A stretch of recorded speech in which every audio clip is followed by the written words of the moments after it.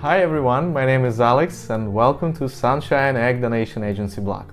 Today I will explain you some things about the egg donation, how the process of egg donation works in different countries, in Russia, Georgia or Ukraine.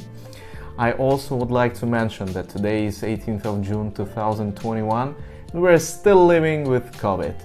So obviously it's really complicated to travel for you, for the egg donors.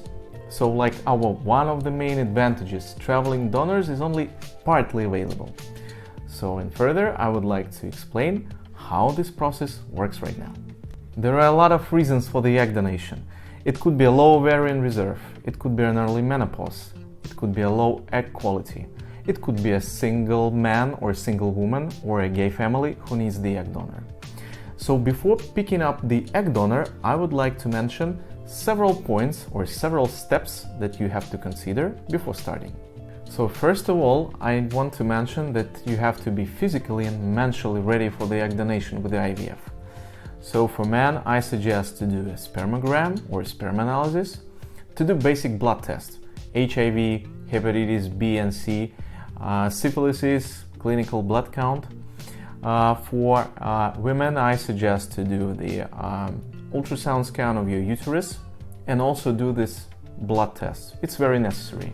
Just imagine you come to Kyiv, for example, your egg donor is ready and doctor refused to do the transfer for you because you are not ready, because you have to do a hysteroscopy or something else. And obviously it's even mentally really hard to accept. So do it before starting anything, and we always suggest to do it and always remind what to do and how to do. So the first step is the easiest one. You just have to log into our database and see the profiles. It's easy. Just click on the egg donors database. There is the login page. You can use your Facebook, you can use your Gmail account or your another mail. Registration is very easy. There is a sort of by country, by blood group, hate, education and some other things. It's easy, and first of all, choose it and let us know whom you like. The biggest suggestion from me, don't choose one candidate. It's really often when the girl is not available. Choose, for example, 5. Do a short list. 1, 2, 3, 5. Maybe 3 of them will be available out of 5. But when you choose one, you consult maybe with your partner, or maybe you ask your relatives if she is okay or not. And after maybe a few weeks of choosing, you say, guys, I found the right candidate.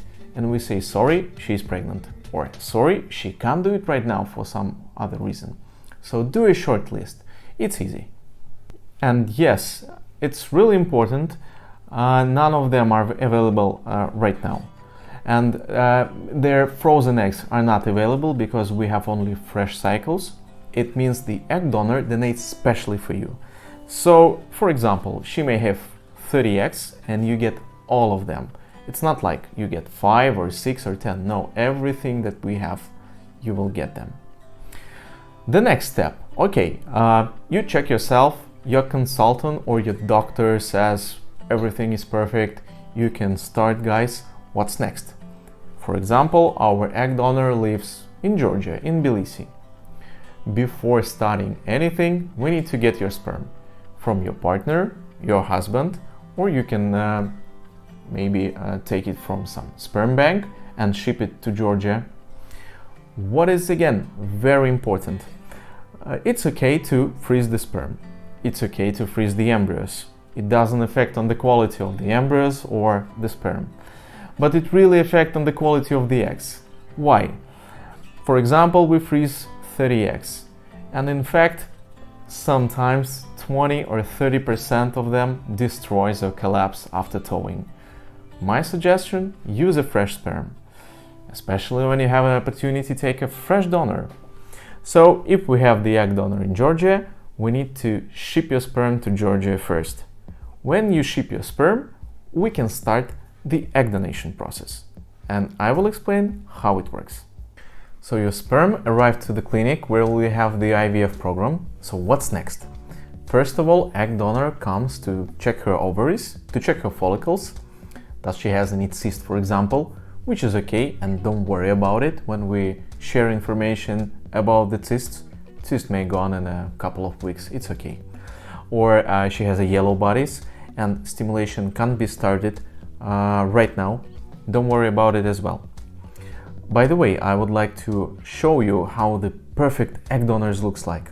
This is the video of her eggs. She has a lot of eggs. She just donated a couple of weeks ago in Moscow, and we get around 30 embryos. 15 of them were sent for the PGS, and we get maybe 15 good embryos. It's a lot, it's a very good result.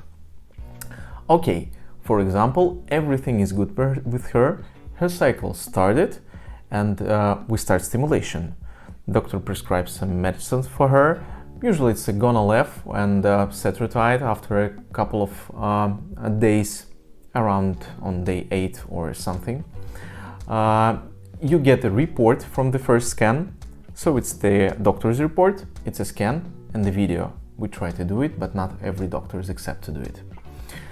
After that, the next scan will be next 8 days, and approximately on day 10 or 11, we have a trigger shot, the final shot before the egg retrieval procedure to fertilize the eggs.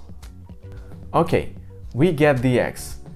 It's great. We see the 20 eggs on the beginning of the stimulation, and we get 20 eggs on the egg retrieval. So the next step is IVF. IVF XC, for example, also takes 1 day. So they take the fresh eggs, they thaw your sperm and fertilize the eggs. After that, if you decide to do the PGS, pre-implantation genetic screening, I will explain it, what is it, and what is necessary, why it's necessary to do the PGS in some other video. But if you decide to do the PGS, it also takes approximately 1 week. Why? Because for PGS we have to do a biopsy. Biopsy means they take one small cell of the embryo and send it to a special lab. But you can't take one cell immediately after fertilization. We also have to wait. They do the biopsy from the embryos from day 5 and day 6, sometimes from day 7. But also you have to count that another week takes for the PGS or biopsy for the PGS. Okay, we send the biopsy to some special lab. So what's next? After that, PGS starts. PGS usually done in some third-party laboratories. It's a really complicated process with different steps, some very complicated and difficult sequencing machine do its sequencing of the genes, and PGS shows different genetic abnormalities and issues. It also shows things like Down syndrome or Patau syndrome, and it also shows the gender of the embryo.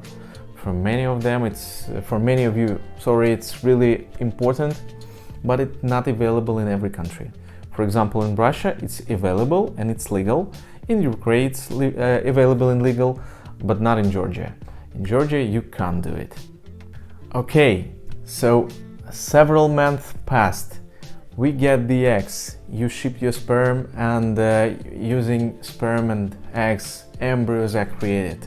We do the PGS, which also takes around 3 weeks, and get the eggs, the embryos, for you to the transfer.